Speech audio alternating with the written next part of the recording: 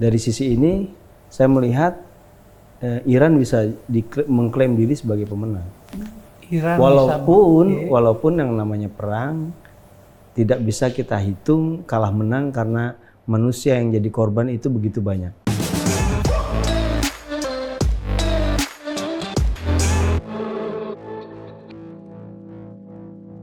Iya Bang, ini kayak dunia ini bergerak cepat gitu ya. Israel menyerang Iran, kemudian mereka berperang, lalu tiba-tiba ada Amerika Serikat masuk. Tiba-tiba juga mereka akhirnya gencatan senjata. Kemudian masyarakat paling tidak di dunia maya saling klaim nih, oh Iran yang menang, Israel yang menang. Menurut Bang Syauky ini sebagai akademisi yang kita bilang netral, sebenarnya pemenangnya siapa? Kalau lihat kapasitas yang dimiliki oleh Israel, sesungguhnya Israel punya banyak kapasitas dan dikenal di Timur Tengah salah satu negara yang memiliki sistem pertahanan yang cukup kuat. Karena ancaman yang begitu serius buat Israel, maka Israel terus memodernisasi sistem pertahanannya. Di sisi yang lain, ada negara di embargo mungkin lebih dari 20 tahun, 2 dekade, 3 dekade, bisa mengalahkan sistem pertahanan Israel yang begitu kuat, yang diklaim begitu kuat. Artinya dari sisi ini saya melihat Iran bisa mengklaim diri sebagai pemenang. Walaupun yang namanya perang tidak bisa kita hitung kalah menang karena manusia yang jadi korban itu begitu banyak. Oke. Bintang, sebelum kita menggali lebih jauh kan enaknya kita perkenalkan dulu nih. Iya, ya. betul. Dan kita buka dulu. Durasi, dua rasa. Dua sisi. Nah, sekarang kita sedang bersama dengan Ketua Prodi Kajian Teror UI dan juga pengamat Timur Tengah Muhammad Syauky lah. Yeah. Oke Bang, tadi dikatakan bahwa sebenarnya bisa Iran mengklaim dia yang menang, walaupun ada disclaimer-nya kalau dalam perang itu ya semua juga rugi. Boleh dilanjutkan lagi? Iya, kalau kita lihat perang lebih dari 10 hari yang terjadi di waktu itu ya, menurut saya ini jadi satu titik ya yang kita tidak tahu kapan selesainya gitu ya. Karena ketegangan bisa saja terjadi, diawali dengan peristiwa Gaza gitu ya. Peristiwa Gaza lalu kemudian terjadi tensi yang cukup tinggi dan kita tahu Gaza lebih dari 30.000 orang meninggal dunia. Orang kemudian keluar dari Gaza itu bencana kemanusiaan atau tragedi kemanusiaan lebih tepatnya. Kalau banyak orang menyebut genosida. Dan juga di sela-sela kita tahu juga upaya-upaya perdamaian yang didorong oleh berbagai macam kalangan. Gaza juga yang selama ini diperjuangkan oleh Hamas gitu ya. Hamas sendiri harus merelakan pemimpinnya meninggal ketika menjadi tamu negara Iran. Nah ini menurut saya hal yang sangat menarik untuk kita lihat bagaimana geopolitik di kawasan Timur Tengah, tarik-menarik di kawasan Timur Tengah antara berbagai elemen yang ada. Dan kita juga lihat bagaimana peran dari Amerika yang kemarin menjatuhkan 3 bom gitu ya di fasilitas nuklir. Andai saja 3 fasilitas nuklir itu tidak dibom, bisa saja masih terus berlanjut ya. Tapi kemudian beberapa saat kemudian Iran pun membalasnya dengan serangan ke fasilitas pangkalan militer di Qatar. Artinya di situ juga menjadi sinyal bahwasanya Amerika dengan Israel di kawasan Timur Tengah harus berpikir ulang sistem pertahanan yang seperti apa yang bisa mencegah serangan dari katakanlah rival mereka gitu ya. Ternyata Iran bisa membuktikan bahwasanya rudal saya bisa sampai ke Israel, sampai ke Tel Aviv, ke Haifa dan beberapa wilayah yang lain, dan juga bisa sampai ke Qatar. Artinya dengan di awal saya sampaikan tadi, dengan embargo yang begitu luar biasa terhadap Iran, sistem pertahanan Iran ternyata bisa menembus jantung pertahanan Israel dan juga pangkalan Amerika Serikat. Dan ini menurut saya sebuah sinyal juga bagi negara-negara kawasan Timur Tengah bahwasanya Anda, negara-negara kawasan Timur Tengah, tidak bisa lagi bergantung 100% dengan Barat gitu dari sisi sistem pertahanan. Ternyata nggak begitu handal juga kalau kita lihat serangan-serangan terakhir yang dilakukan oleh Iran ke Qatar dan ke Israel. Nah itu menurut saya sinyal. Dan kemudian salah satu yang menarik sebetulnya adalah bagaimana Arab Saudi juga memainkan peran yang cukup signifikan. Kita tahu bahwasanya beberapa bulan sebelumnya Trump datang dan kemudian investasi besar-besaran, dan kemudian ketika sekutu Amerika, Arab Saudi di kawasan Timur Tengah menyatakan Iran punya hak membela diri karena sebelumnya sudah ada normalisasi hubungan antara Iran dengan Arab Saudi, itu menjadi poin penting juga. Jadi Arab Saudi dengan Iran sudah berdamai. Arab Saudi juga punya investasi yang cukup besar di Amerika Serikat di tengah situasi Amerika Serikat yang Anda semua tahu seperti apa dari sisi ekonomi. Nah itulah yang kemudian memaksa Amerika Serikat mendorong gencatan senjata. Artinya sekutunya punya posisi yang cukup tegas Arab Saudi terhadap Iran karena normalisasi yang ada gitu. Nah ini dinamikanya cukup menarik ya. Karena juga di belakang juga ada Cina dan Rusia gitu. Jadi apakah kemudian beberapa proksi yang muncul ini ada tarik-menarik proksi yang ada seperti kemarin juga terjadi ketika konflik Suriah gitu ya. Juga katakanlah ada proksi Suriah ya. Kita tahu misalkan Suriah waktu itu didukung oleh Iran, didukung oleh Rusia juga. Nah, Cina juga di belakang juga ikut bermain gitu ya. Karena banyak urusan logistik juga di Suriah pasokannya dari Cina. Nah ini menurut saya apa yang terjadi sebelumnya di Suriah itu juga bisa memberikan gambaran bagaimana tarik menarik kepentingan yang ada di kawasan Timur Tengah hari ini. Dan itu salah satu poin penting yang hari ini bisa kita lihat. Dan juga salah satu hal yang juga tak kalah penting adalah bagaimana ternyata untuk satu kasus isu politik tertentu atau konflik tertentu itu tidak bisa digeret ke isu yang lain. Maksudnya gimana? Maksudnya adalah ketika katakanlah Suriah hari ini itu berdamai dengan dengan Amerika karena di mana Al-Shara juga sudah ketemu Trump dan kemudian difasilitasi oleh Arab Saudi, itu sisi yang lain. Tapi di sisi yang lain Iran juga Arab Saudi punya posisi yang berbeda juga untuk kasus Iran. Jadi posisi Arab Saudi dengan Suriah dengan Amerika Serikat itu tidak bisa sama dengan posisi konflik yang hari ini terjadi. Jadi tidak bisa satu konflik Suriah, isu Suriah dibawa ke isu Iran, itu berbeda ini sikapnya. Nah ini yang menurut saya menarik di kawasan Timur Tengah, di mana satu isu itu tidak bisa diametral gitu, jadi linear sama pasti semua negara itu sama. Akan seperti itu berbeda. Tapi kalau tadi saya penasaran yang disebut tadi oleh Bang Syauqi kan bahwa ini mungkin yang menyebabkan akhirnya memaksa gencatan senjata antara Iran dan Israel terutama karena Arab Saudi ya. Karena Arab Saudi kemarin hubungannya sudah mulai mesra dengan Amerika, jadi Amerika takutlah kalau kehilangan mungkin investasi yang dijanjikan MBS. Tapi apakah ada pengaruh Rusia juga, karena Kremlin sudah mengatakan Iran butuh apa, kita siap bantu gitu. Dan selain itu ya, selain tadi bagaimana peran Rusia, saya juga pengen tanya nih, ini Abang sendiri optimis nggak nih bahwa gencatan senjata ini langgeng? Ya mungkin tadi ya, yang pihak-pihak yang di sekitarnya Amerika Serikat dan Arab Saudi sih ya tentu pengen ini gencatan senjata langgeng. Tapi yang kita nggak bisa pegang kan nih Israel nih Van ya. Tahu sendiri kan wataknya apa saja kesepakatan dilanggar nih. Bagaimana Abang melihat itu?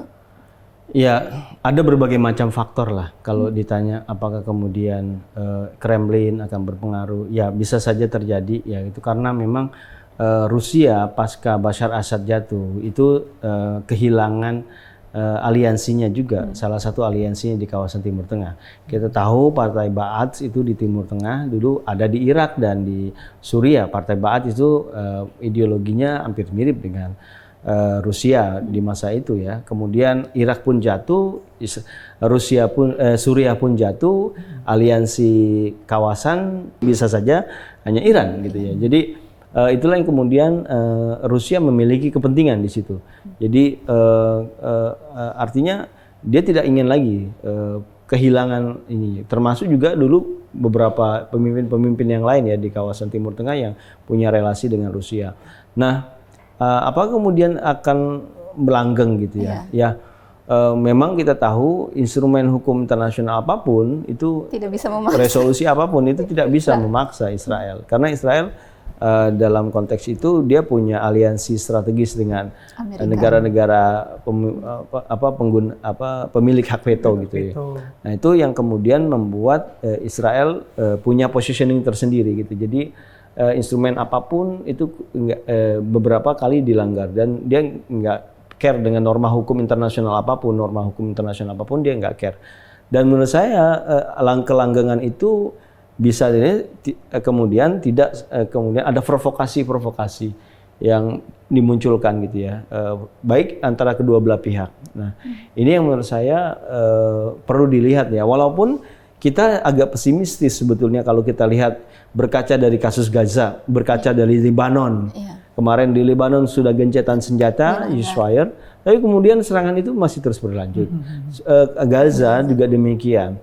Bagaimana ceasefire itu juga berlanjut. Artinya yang diperlukan hari-hari ini apa? Dukungan internasional, politik pressure terhadap negara-negara seluruh dunia terhadap Israel. Karena tanpa itu dukungan komunitas internasional untuk menekan, mempressure kedua belah pihak atau beberapa pihak yang bertikai ini untuk menyelesaikan secara damai agak sulit. Karena memang kita lihat tabiatnya pihak-pihak yang seperti terutama Israel, kita lihat pengalamannya memang seperti itu ya. Kita tidak kemudian ya tentunya kita harus optimis dalam kerangka perdamaian, tapi berkaca dari masa lalu artinya kemudian negara-negara yang ada di dunia ini atau komunitas internasional mau tidak mau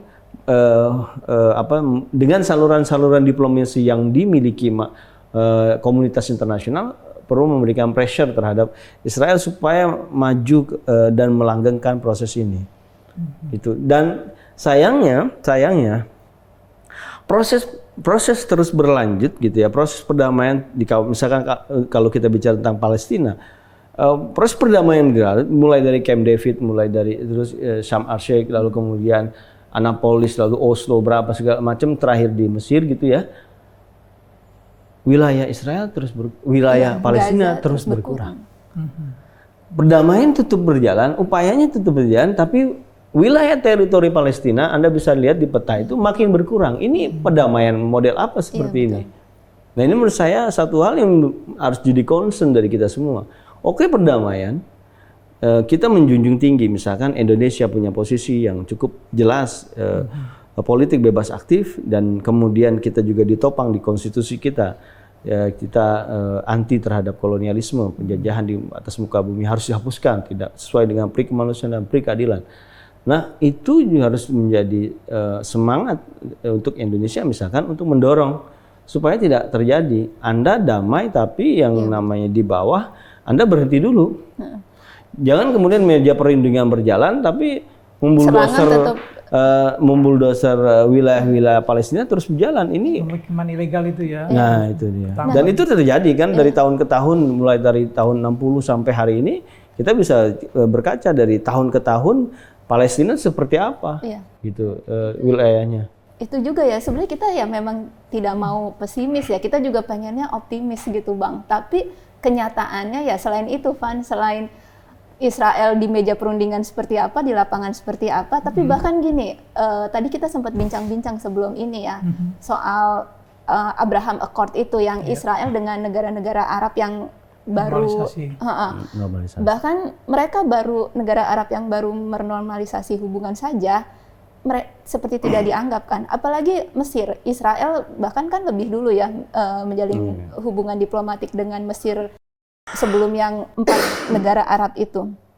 Tetapi mereka terus di media Israel, saya pernah baca beritanya juga, bahkan dia menghembuskan rumor, jadi istilahnya mungkin dia mengancam dengan cara halus bahwa dia bisa membom dam yang di perbatasan Mesir dan Ethiopia kalau Mesir macam-macam. Dan warga Gaza disuruh relokasi ke Mesir. Artinya bahkan dengan Mesir pun yang menjalin hubungan diplomatik sudah jauh sebelum 4 negara Arab yang terbaru itu, Bahrain, Sudan, Maroko itu seperti tidak dianggap. Jadi ini sebenarnya memang ada korelasi nggak sih kita membuka hubungan diplomatik dengan Israel? Apakah memang ada gunanya untuk selain dengan hubungan diplomatik sendiri, tapi juga apa memang ada hubungannya untuk perjuangan Palestina gitu? Ya, kita berkaca dari negara-negara yang ada gitu ya.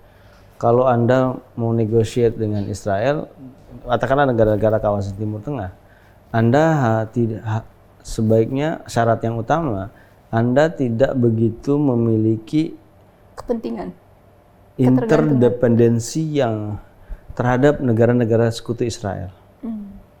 Artinya ketergantungan yang cukup banyak Mesir terhadap misalkan berbagai bantuan ya di dalamnya untuk stabil gitu ya, pinjaman dari luar negeri. Artinya Mesir sendiri sebetulnya pasca Husni Mubarak itu dinamikanya ya Anda ketahui lah seperti apa. Setelah ini Mursi jatuh, ada Al-Sisi, dinamikanya dengan Ikhwan, lalu kemudian juga Anda ketahui bagaimana sebetulnya relasi antar kelompok yang ada di Mesir juga. Dan juga kemudian Mesir, kalau kita lihat juga perekonomiannya hari ini, dia sudah tekan kontrak dengan LOE, dengan IMF, dan nggak begitu juga bisa mengakselerasi ekonominya begitu cukup pesat di kawasan. Berbeda negara seperti Qatar, seperti Arab Saudi, seperti Uni Emirat yang hari ini berkompetisi untuk menjadi negara yang katakanlah maju dari sisi ekonomi. Mesir memang mereka sedang bangun ibu kota. Terus kemudian mereka juga sedang bangun terusan yang kedua, Suez yang kedua. Tapi Mesir tidak begitu kuat dari sisi ekonominya. Nah ini menurut saya satu hambatan ketika negara tersebut tidak begitu kokoh dari sisi sistem dari sisi perekonomian dan ketergantungan terhadap negara lain yang cukup kuat gitu ya. Itu agak berat. Salah satu yang bisa digunakan sebetulnya oleh Mesir itu punya potensi menggunakan semacam diplomasi politik energi. Karena ada jalur energi dari Mesir ke Israel, dan itu kan sama sekali hari ini tidak dilakukan negosiasi. Artinya diplomasi politik energi di kawasan untuk menekan Israel atau negara-negara Barat sampai hari ini kan tidak dilakukan sejak mendiang Raja Faisal dulu gitu. Jadi memang kalau kita lihat berkaca dari situ diperlukan negara-negara kokoh. Makanya kemudian Arab Saudi muncul kan. Dan ketika Arab Saudi muncul, Amerika juga berpikir ulang. Dan Qatar muncul, mereka juga berpikir ulang karena Qatar punya relasi dengan kelompok-kelompok yang ada juga. Kelompok-kelompok seperti Ikhwan dulu ada di situ, kelompok Taliban juga ada di situ gitu ya. Artinya peran Qatar juga cukup sentral di situ ya. Karena juga Qatar ini negara yang kecil dari sisi sumber daya alamnya juga besar sama Emirat. Jadi artinya Arab Saudi dan Emirat ini sebetulnya sedang memperlihatkan saya ini pemimpin Timur Tengah, berkompetisi satu sama lain. Dan hari ini yang kita lihat itu dimainkan oleh Arab Saudi, mencoba dimainkan. Kenapa tidak Turki? Ya, Recep Tayyip Erdogan mungkin kalau kita dari sisi, kalau saya pendekatan coba melihat dari sisi ekonomi, inflasi yang cukup tinggi di Turki sekarang di bawah 30%, sebelumnya ada 30%. Artinya itu jadi satu tantangan. Gimana Turki bisa bernegosiasi dengan kondisi ekonomi yang ada gitu. Nah, artinya hari ini dan Turki secara energi juga banyak memiliki ketergantungan juga terhadap proyek stream dari Rusia. Terus juga dia punya jalur pipa dari Tanap dari Azerbaijan. Artinya Turki ini juga memiliki ketergantungan energi juga dengan Qatar. Nah, kita tahu dulu ketika Turki dalam kondisi tidak enak, Uni Emirat atau Qatar gitu ya, membeli Turki boleh bayar minyak atau gasnya bukan pakai dolar, pakai uang Turki. Itu satu hal yang ini kan, artinya Turki ketergantungan Turki dengan negara lain itu cukup besar juga. Termasuk juga Turki juga memiliki hubungan diplomatik dan hubungan ekonomi yang cukup strategis dengan Israel. Nah, artinya ini satu situasi yang kita lihat di kawasan Timur Tengah, bagaimana negara-negara ini mencoba memainkan peran antara satu dengan yang lain sehingga bisa menunjukkan setidaknya menunjukkan perannya masing-masing. Saya lah yang paling signifikan dan yang lain-lain. Dan itu hari ini saya lihat ya negara-negara dengan kapasitas ekonomi seperti Uni Emirat, seperti Qatar dan Arab Saudi yang menurut saya yang punya peluang untuk memainkan itu. Dengan kata lain, kalau Anda belum cukup mandiri, belum cukup kuat, nggak ada gunanya lah menjalin hubungan diplomatik dengan Israel. Kalau nggak kaya jangan macam-macam gitu. Ya artinya kan kalau kita mau bicara tentang bargaining position, Anda harus punya apa, kami punya apa, dan hari ini negara-negara Qatar dan Uni Emirat dan Arab Saudi kan sedang berupaya. Arab Saudi punya visi 2030. Yang sebetulnya agak kebelakangan. Qatar dan Uni Emirat sudah lebih dahulu. Iya. Anda bisa lihat bagaimana proyek mercusuar. Tapi hari ini Arab Saudi mencoba mengejar ketertinggalannya dengan membangun situs-situs wisata, merestorasi situs wisata di Arab Saudi gitu ya, dan mereformasi sistem ketenagakerjaan, mereformasi hak-hak perempuan. Nah itu yang sebetulnya sudah dilakukan oleh negara-negara lain di kawasan.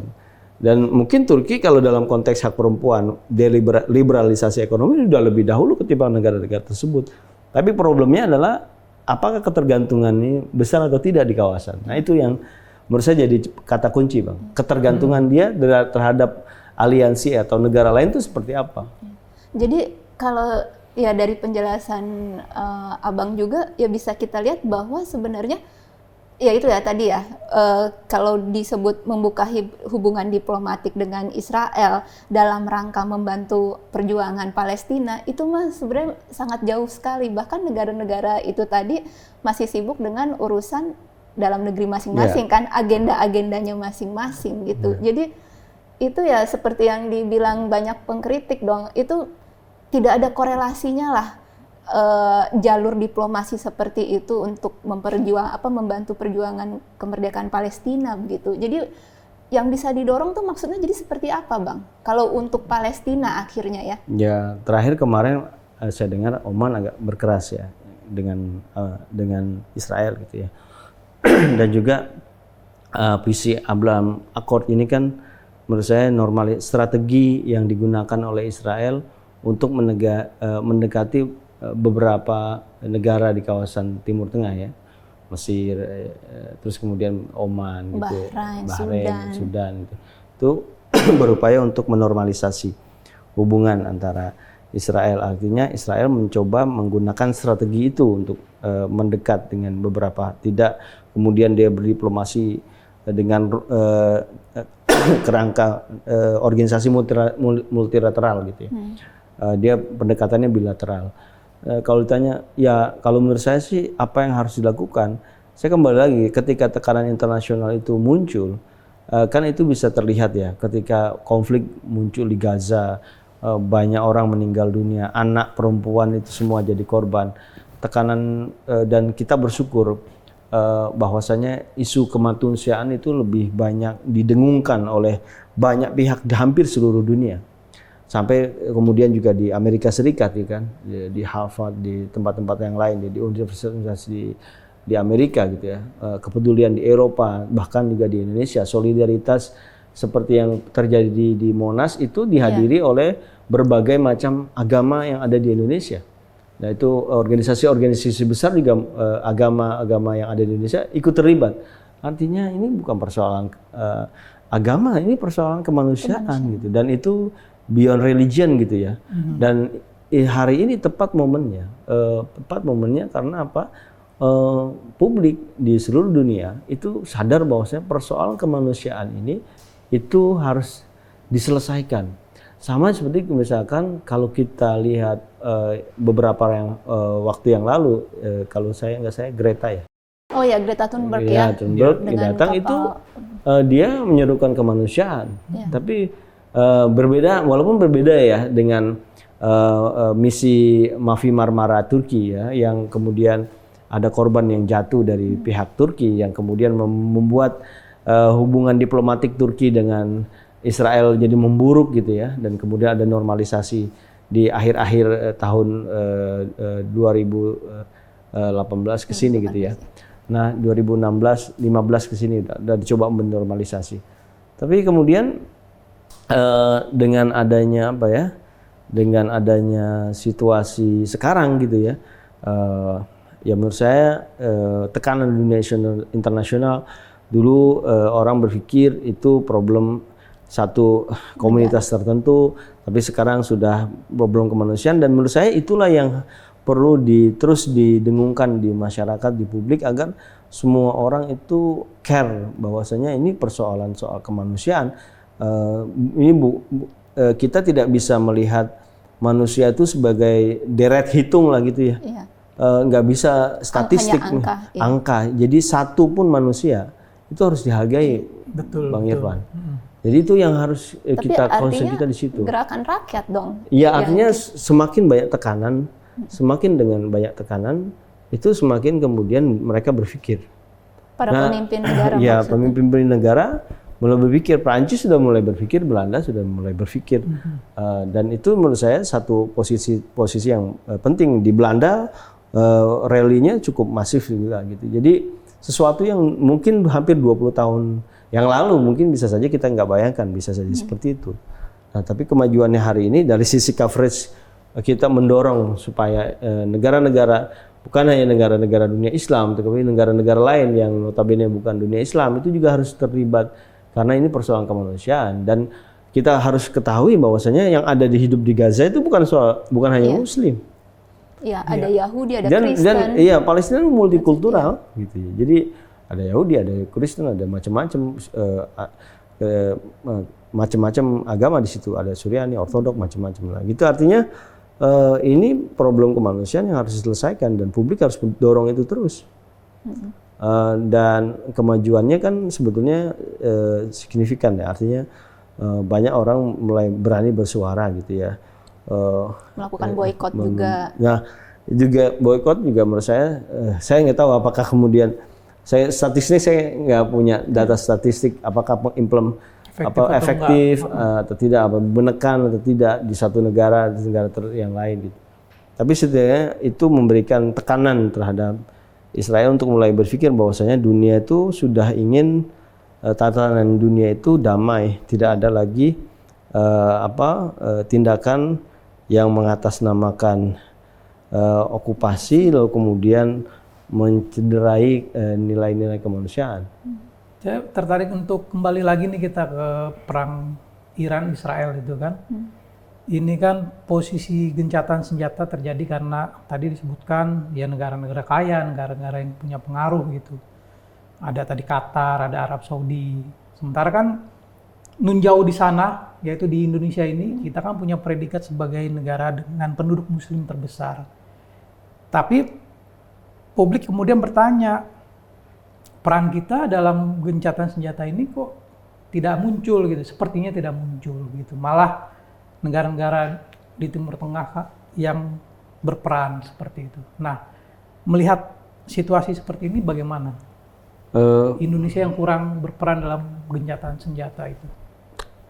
Ya, kalau Indonesia, saya belum tahu datanya. Apakah saluran diplomasi yang digunakan itu apa? Gitu. Saya belum mendapatkan data ya, fakta ya. Apa kemudian Indonesia juga mencoba masuk gitu ya ke jalur-jalur yang ada gitu ya, jalur negara-negara yang ada gitu ya, untuk memberikan dukungan gitu. Kita tahu misalkan saya juga nggak dengar informasi apakah kemudian Pak Prabowo yang sangat dekat dengan Yordania, yang Yordania punya pintu berbatasan langsung dengan Palestina gitu ya. Itu juga menggunakan jalur itu untuk mengkomunikasikan supaya misalkan Yordania yang katakanlah dekat Raja Abdullah itu dekat dengan Pak Prabowo itu menggunakan itu. Saya juga nggak pernah, belum punya datanya gitu ya, apakah digunakan atau tidak. Tapi yang jelas dukungan publik Indonesia atau dukungan Indonesia terhadap Palestina itu tidak bisa diragukan. Yeah. Cuma memang karena informasinya mungkin tidak sampai ke kita gitu. Dukungan itu kalau kita baca, mungkin kita belum lahir ya. Kalau kita saya sempat baca surat kabar di tahun 30-an gitu ya. Pasca misalkan Utsmani jatuh, lalu kemudian ada Sykes-Picot gitu ya. Di tahun 1918 atau 16 gitu ya.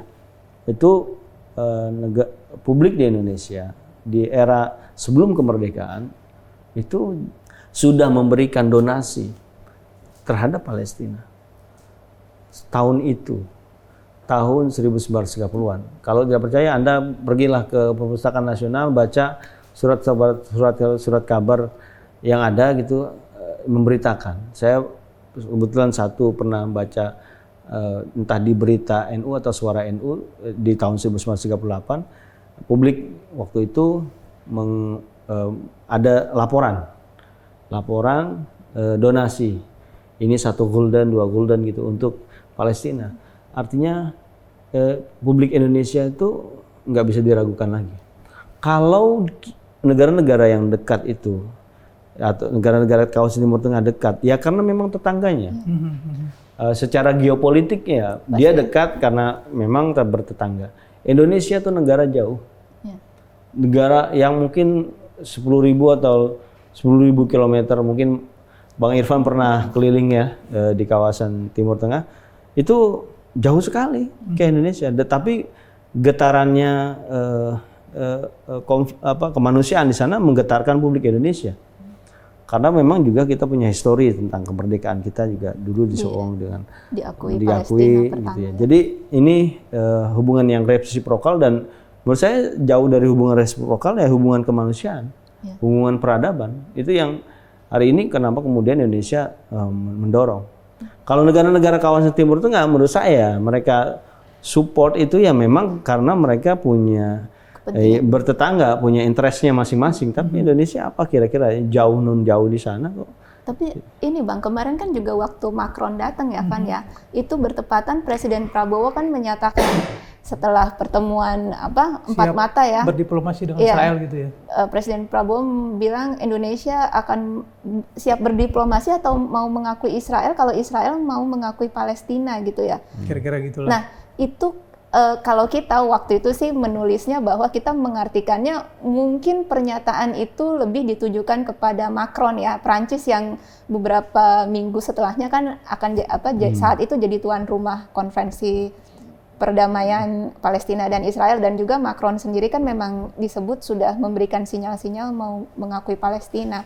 Nah, itu sebenarnya pernyataan Presiden Prabowo pada waktu itu tuh memang sebuah pernyataan diplomatik kita ya kepada dunia, dan istilahnya menegaskan posisi kita mendukung Palestina, atau sebenarnya itu ya pernyataan ini saja sih, menegaskan waktu itu kepada tamunya itu. Karena sepertinya kalau kita lihat tekanan kita bahkan di PBB pun masih lebih vokal waktu sebelumnya ya, pemerintahan sebelumnya. Pemerintahan Jokowi maksudnya? Iya, dengan Ibu Retno Marsudi. Bagaimana Abang melihatnya? Atau mungkin nambahin lagi, biar bukan, kan kalau tadi kan manusia dengan manusianya, kalau pemerintahnya sendiri lebih berperan, itu bagaimana di Timur Tengah kira-kira gitu deh? Iya, soal hubungan diplomatik ya? Iya. Saya ingin bahas dulu yang pernyataan Pak Prabowo ya. Menurut saya sesuatu yang mustahil lah gitu mereka akui gitu ya, negara berdaulat, karena mungkin presiden tahu mereka ini, jadi syarat yang seperti itu buat Israel juga berat gitu ya. Artinya dengan positioning seperti itu sebenarnya Indonesia ingin memperlihatkan saya ini serius ngurusin dengan urus soal Palestina, Indonesia itu serius, nggak main-main. Kalau Anda bereskan, kami berpikir ulang gitu. Bisa jadi seperti itu. Dan terkait dengan hubungan diplomatik, menurut saya ya memang kan tekanan publiknya agak tekanan publik. Ada yang bilang bahwasanya ketika kita punya diplomasi, kita bisa menekan secara langsung. Ya negara-negara yang sudah punya diplomasi aja nggak didengarkan. Iya, betul. Dan bagaimana kita mau menjustifikasi bahwasanya ketika kita sudah punya hubungan diplomatik, kita akan lebih mudah berkomunikasi dan kemudian kita lebih bisa mendorong kepentingan Palestina di sisi yang itu. Tidak ada jaminan. Dan ada jaminan. Dan juga kita baru ketahui seperti yang tadi saya bilang, mulai dari Camp David, Oslo, dan kemudian Sharm el-Sheikh, dan kemudian Annapolis, dan beberapa yang lain terakhir gitu ya. Itu juga perdamaian teritori Palestina berkurang. Ini model perdamaian seperti apa gitu ya? Ya itu kan kalau kita bicara tentang Pancasila, ini keadilan sosialnya bagaimana? Kita spirit keadilan kalau kita ngomong Pancasila itu di mana dalam konteks negosiasi perdamaian itu? Jadi memang artinya gini dong Bang, ya itu tadi melanjutkan pernyataan Irfan ya, pertanyaan Irfan bahwa memang mungkin kekuatan massa ini yang lebih akhirnya lebih bisa berdampak gitu. Jadi ibaratnya gini, negara Amerika Latin saja bahkan waktu serangan Israel makin gencar ke Gaza, mereka bersikap lebih nyata dibanding negara-negara Arab. Semuanya, Kolombia, Brazil menarik pulang duta besarnya. Terus yang kemarin yaitu Greta Thunberg itu kan juga timnya kebanyakan dari Amerika Latin. Ya udah dengan kapal Freedom Flotilla itu aja langsung berangkat. Kita mungkin ya sudah akhirnya gerakan masyarakat yang bisa kita andalkan. Mungkin kemarin juga kan artis-artis kita ikut rally yang dari Mesir mau ke perbatasan itu ya. Mungkin dengan gerakan boykot, tapi sejauh mana itu bisa menekan pemerintah kita sendiri begitu? Ya. Kalau Indonesia sendiri kan positioningnya udah jelas ya, artinya bebas aktif dan juga yang dikedepankan kan soal konstitusi kita gitu, soal perdamaian. Nah, ketika lagi-lagi saya nggak punya data, ketika situasi yang seperti ini, apakah saluran diplomasi kita udah mulai berjalan, mulai untuk menegosiasikan apa yang kemudian kita harapkan gitu ya, supaya cita-cita perdamaian itu terus berjalan gitu ya.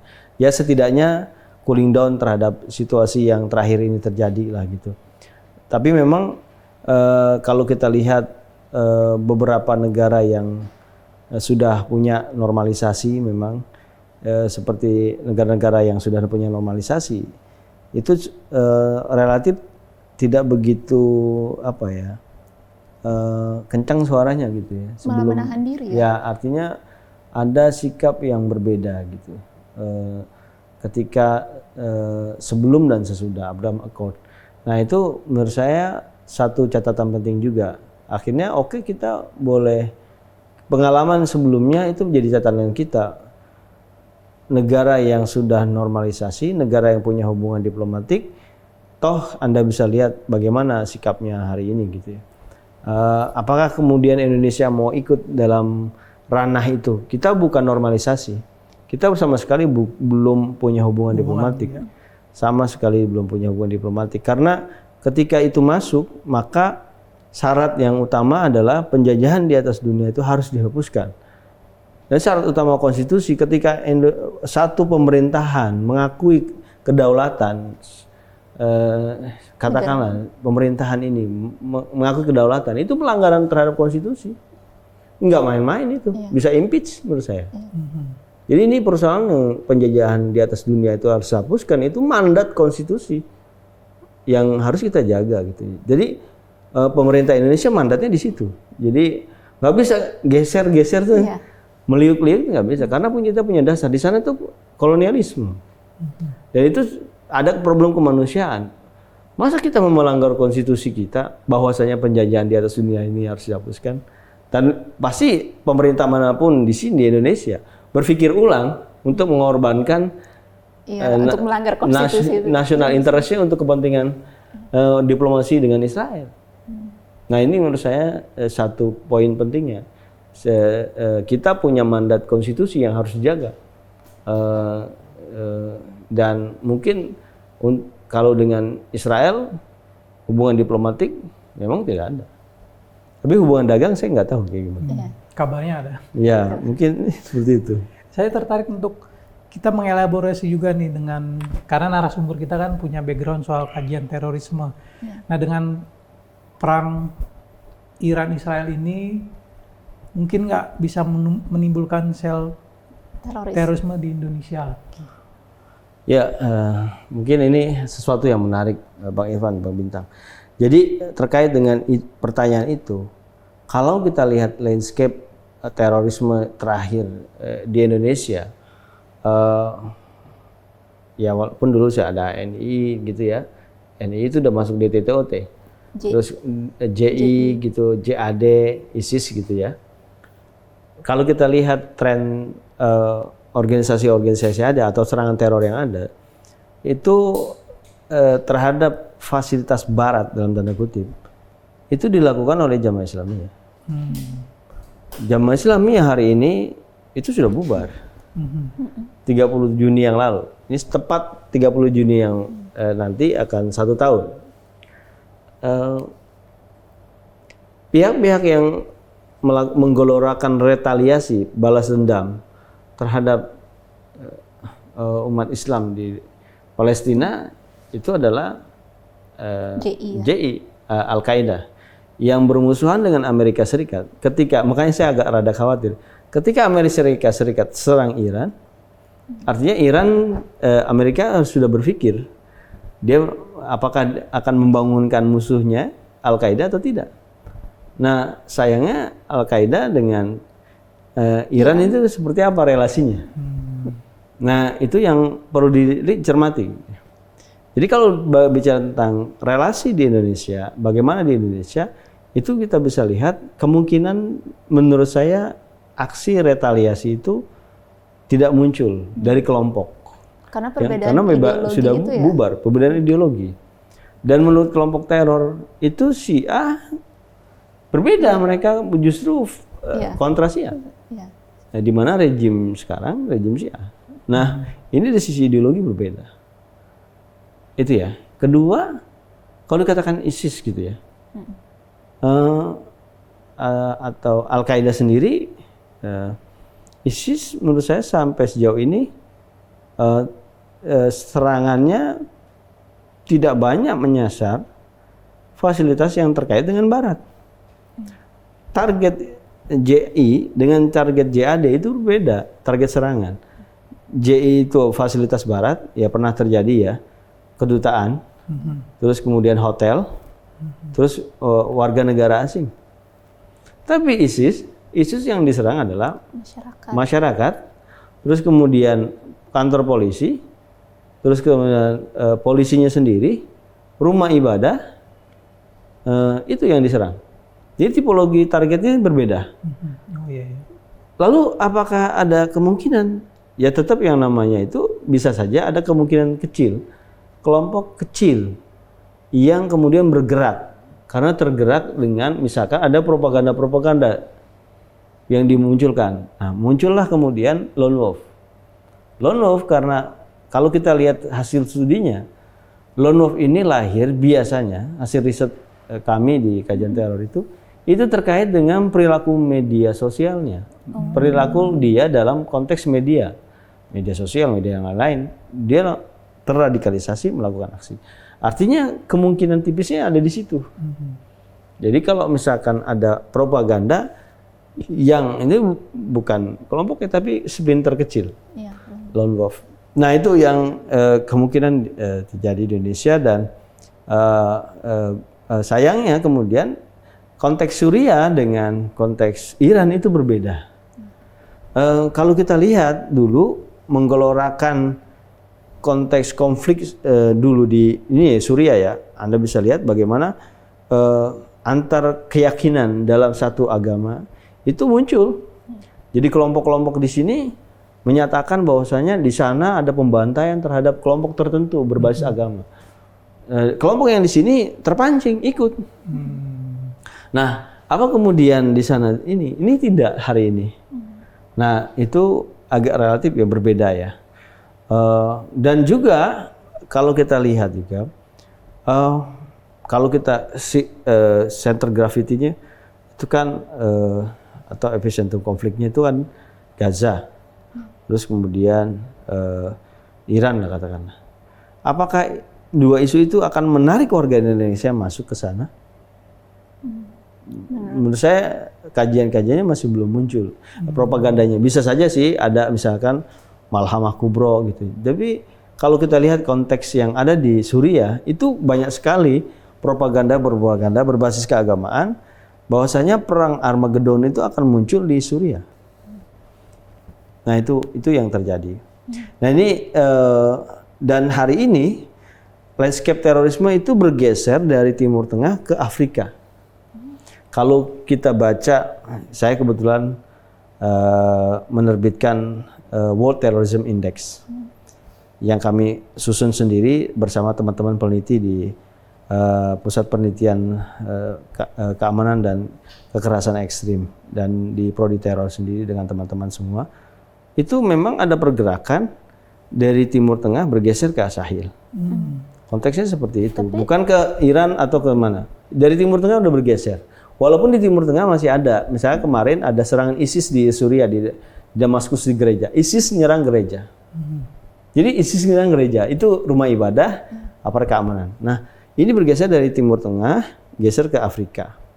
Nah, dari Indonesia kalau dulu enak mereka pergi bisa diwacanakan. Nah, mereka sekarang dari Indonesia mau ke Afrika, mereka nggak ada sesuatu yang bisa dipropagandakan. Isunya tetap agama atau ke ekonomi atau sebenarnya itu sempalan, ya kan di sana banyak separatisme, kelompok separatisme yang melawan pemerintah ya. Jadi isu dasarnya memang tetap agama, propaganda agama lebih tepatnya. Atau propaganda agama hal yang lain-lain lagi.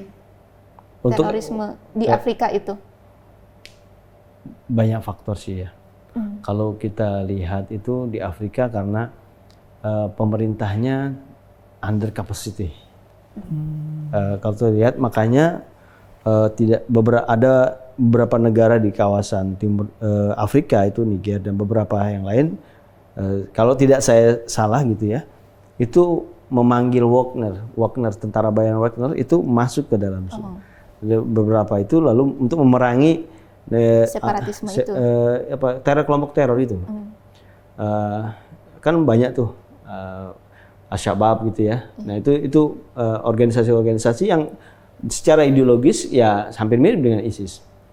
Jadi itu faktornya seperti itu. Kemudian juga mungkin karena ini ya,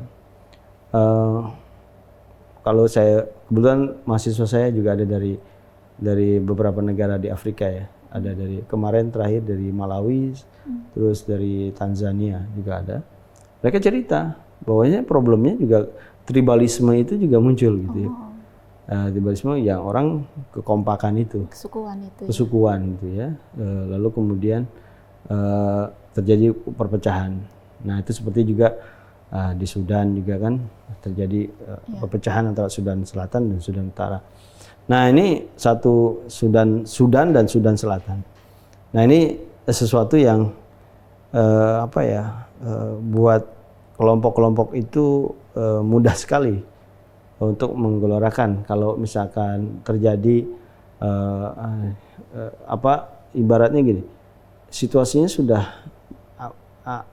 ini udah kering gitu ya, tinggal dibakar saja gitu. Nah itu terjadi di Afrika, under capacity masyarakatnya. Terus juga paham keagamaan. Nah paham keagamaannya juga ada beberapa itu ya saya kenapa seperti itu? Karena dari sana sudah muncul kelompok-kelompok yang Puritan masuk ke Afrika, itu menyebarkan pemahaman-pemahaman Puritan. Nah itu yang menyuburkan.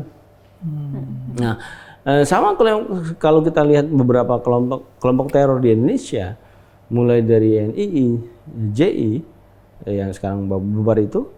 Dan ISIS rata-rata kan semangatnya Puritan keagamaan. Ya mereka ingin memurnikan ajaran agama gitu ya. Supaya tidak bersih dari perilaku-perilaku yang tidak termasuk dalam ajaran agama gitu. Nah itu juga muncul gitu. Dari kelompok seperti itu ada. Dan ini Mas, kalau relasi dengan apa yang kita diskusikan hari ini, itu proyek besar setelah revolusi Iran gitu ya. Penandingan misalkan antara Puritanisme Islam dengan revolusi Islam Iran dengan Puritanisme Islam. Nah ini yang muncul, kontestasi ini muncul, dan hari ini kita merasakan bagaimana efek dari penyebaran kelompok-kelompok yang ingin memurnikan agama itu sebetulnya itu adalah upaya untuk mengkontestasikan. Ya. Kalau tadi nyambung ke yang Irfan bertanya soal adakah kemungkinan sel teroris muncul karena konflik Iran-Israel ini, kalau memang tidak ada, nah tapi apakah ini kan maksudnya kita donasi masyarakat kita sangat besar ya, untuk Gaza, tapi banyak juga kan kita udah dari berapa tahun lalu ada diselewengkan ya. Bahkan kalau yang donasi di yang kotak-kotak amal aja waktu itu kan pernah di daerah mana yang di Lampung. Iya itu. Nah kalau Abang sendiri melihat saluran donasi ini sejauh ini itu memang tepat sasaran ke Gaza atau ada juga yang memanfaatkan kelompok-kelompok ini? Ya, setiap kali rumusnya begini, setiap kali ada momen kemanusiaan, bencana kemanusiaan, bencana alam, kelompok-kelompok ini memainkan isu ini untuk mendapatkan simpati publik dan menggalang dana publik. Kalau kita lihat data misalkan PPATK lah gitu yang memonitor transaksi keuangan yang ada di kita itu, ternyata komunitas NPO itu non-profit organization itu seringkali digunakan untuk menggalang donasi dari publik. Nah sebetulnya sekarang kalau pertanyaannya gimana sekarang terkait regulasi? Regulasi setidaknya oke lah gitu ya, kita punya regulasi yang cukup bagus untuk pendanaan. Tapi problemnya kita tidak bisa mencegah masyarakat yang mau menyumbang. Kan nggak bisa dicegah. Iya. Dan sebenarnya mungkin mereka juga tujuannya sih bagus. Mereka juga nggak tahu kalau itu diselewengkan karena apa enggak. inilah gitu yang kan kemudian harus didorong supaya publik itu cerdas dalam berdonasi. Memilih saluran donasi. Ya, saluran donasi. Kalau misalkan saya mau berdonasi, nggak usah langsung klik. Harus dicek dulu background checknya. Setidaknya kita punya kewajiban untuk tahu dana saya ini sampai atau tidak. Kalau ke platform-platform yang besar gitu ya, katakanlah sebutlah Mercy, Dompet Du'afa, terus juga kemudian ada Basnas. Ada juga Lazis Muhammadiyah, Lazis NU. Nah dua ini Lazis Muhammadiyah NU udah jelas nih keberpihakannya buat bangsa ini, sama Basnas yang memang negara. Jadi saluran kita baiknya menurut saya sih ke lembaga resmi negara atau ormas yang memang punya selama ini kontribusi ke negara itu jelas lah. Gitu. Muhammadiyah dengan lembaga pendidikan dan rumah sakitnya, dan juga NU dengan pondok-pondok pesantrennya, dan itu sangat punya jangkauan yang luas. Artinya ini yang perlu kita lihat, masyarakat kalau berdonasi ya ke situ saja gitu. Dan ternyata kalau kita lihat Basnas itu beberapa kali ya, saya juga kenal dengan beberapa orang petinggi Basnas, mereka beberapa kali ke Gaza langsung ke Rafah untuk menyerahkan bantuan dari Mesir, pintunya dari Mesir. Nah itu beberapa kali masuk. Nah ini menurut saya masyarakat harus cerdas. Saya nggak bisa kita ini bilang, oh ini uang gua, ini terserah gua mau ngapain dong, nggak seperti itu, nggak bisa lagi seperti itu. Karena selalu saja ada orang yang ingin memanfaatkan dana kita itu. Kalau bahasanya PPATK, transaksi mencurigakan lah gitu. LTKM, laporan transaksi mencurigakan. Nah ini ada kecenderungannya memang menurun sekarang, menggunakan isu itu untuk transaksi. Atau Bang Syauqi punya data mungkin seberapa besar teroris kita yang sumber dananya dari itu penyelewengan kotak-kotak amal gitu? Ya memang yang terakhir besar itu memang Las Aba ya, yang terakhir besar itu menggunakan kotak amal, itu oleh JI ya, dilakukan oleh JI dan ternyata angkanya cukup fantastis miliaran rupiah dan itu digunakan untuk mendanai sasana JI dan mendanai kepergian orang-orang jamaah Islamnya ke Suriah. Itu jelas dan mereka pintar juga menggunakan organisasi cangkang. Organisasinya ini legal tapi dananya yang dari hasil yang seperti itu. Nah ini menurut saya yang paling fantastis itu Mbak. Ada beberapa dana-dana yang lain ya yang kemudian diselewengkan gitu ya. Kita pernah ramai kasus lembaga tertentu lah gitu yang kemudian udah tutup pernah diketahui itu memberikan bantuan ke salah satu faksi teroris yang ada di Suriah gitu. Nah ini yang harus cerdas ya publik, mana yang kira-kira bagus, mana yang tidak bagus, mana yang punya laporan keuangannya gitu ya. Jangan kemudian kita ini saja langsung dan juga ini peran Kementerian Agama juga penting menurut saya. Pemimpin agama itu kan punya penyuluh agama, Bang Irfan. Penyuluh agama itu mungkin lebih dari 30.000. Jadi penting juga menyadarkan masyarakat kalau bahasa masyarakat bawah itu sumbangan lah. Kalau mau menyumbang itu ya ke lembaga yang kredibel, nggak main asal. Boleh kotak amal di situ. Coba kita lihat kotak amal ya, kotak donasi lah gitu ya. Di gerai-gerai itu kan banyak tuh ya. Di supermarket, hibah market gitu itu banyak. Kita lihat cek, ada pendaftarannya nggak di misalkan di Kemenaklas, lembaga amil zakat ada pendaftarannya nggak? Terus kemudian dia punya registrasi ke Kemensos nggak? Itu ada registrasinya harus dipenuhi. Kalau tidak, ya Anda mikir ulang. Ya lebih baik berzakat itu, berdonasi, ya menurut ajaran agama, kalau kita mau berdonasi ya berikan aja kerabat terdekat.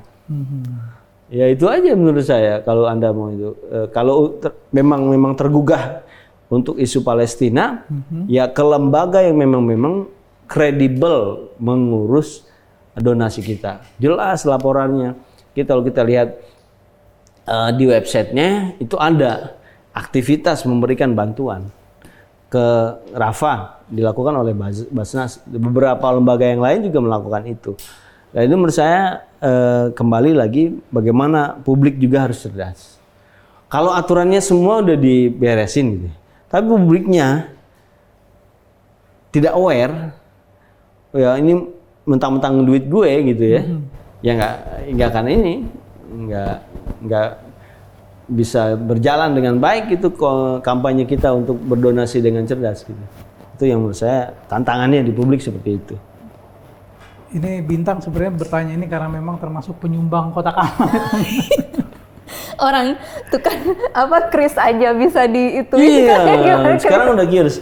Sekarang aja kita di rumah-rumah ibadah lah, rumah-rumah ibadah. Kalau momen-momen tertentu ya, itu nggak ada cash, ya kan langsung di QRIS selesai gitu. Taunya krisnya kan banyak penipuan, kris itunya sendiri, rekeningnya sendiri. Nah, itu dia. Nah, itu menurut saya lagi-lagi harus cerdas. Ketika QRIS itu juga harus lihat. Ini misalkan ke rumah ibadah tertentu gitu. Kalau rumah ibadah itu jelas namanya enggak? Iya. Nah, ini menurut saya lagi-lagi kita jangan sampai niat kita katakanlah ya beribadah itu kemudian ada orang pihak-pihak yang menggunakan niat baik kita itu untuk kejahatan. Nah, itu yang berkaca dari kasus yang kotak amal jariah di Lampung itu ya kita harus ini. Karena kalau lembaga-lembaga filantropi yang menggunakan nomor rekening itu bisa dimonitor transaksinya kemana gitu. Tapi kalau lembaga yang katakanlah konvensional itu sulit sekali dideteksi. Kan belakangan aja baru kita ketahui Aba itu udah beroperasi berapa tahun, dia sudah sangat income-nya juga besar miliaran rupiah Baru belakangan kita tahu ternyata dia gunakan untuk itu. Karena apa? Karena sudah dideteksi. Ya Bang Irfan naruh uang 10.000 di kotak. Ya udahlah, yang namanya kita memberikan donasi kita ikhlas ya. Kita nggak berpikir ini akan seperti apa. Nggak sejauh itu kita berpikir. Ya sudah, selesai. Kita nggak lihat. Kalau saya kan, kalau udah ada literasinya, saya lihat dulu. Ada nomor registrasinya enggak, ini enggak. Kalau gitu kan terlalu lama. Apalagi di gerai-gerai itu kan ya 200 perak, 500 perak itu kan nggak berarti centung gitu. Nah ini lihat dulu, nih kotak dari 5, ini mana yang kira-kira ini. Ya mau nggak mau kita seperti itu. Memang 500, tapi kali 1.000, kali 1.000 kotak, kali 5.000 kotak, itu berapa? Dan itu kalau digunakan untuk kepentingan kelompok itu ya apalagi kemudian itu untuk kegiatan pendanaan terorisme atau kegiatan teror itu berbahaya sekali. Selama masih ada pendanaan, mereka masih terus bergerak. Bintang masih ini? Masih mau nyemplungin. Udah. Jadi kita udah ngobrol panjang lebar nih, perbincangan kita dari Timur Tengah, kemudian bergeser ke Afrika, dari Afrika balik ke Lampung gitu ya, dengan narasumber kita yang luar biasa. Dan tapi tetap aja kita harus mengakhiri perbincangan kita, mungkin akan ada kesempatan kedua, ketiga dengan narasumber kita. Semoga tayangan kita kali ini tetap bermanfaat, dan Sobat Media Indonesia, salam durasi, dua rasa, dua sisi. Terima kasih. Terima kasih Mbak Bintang. Terima kasih.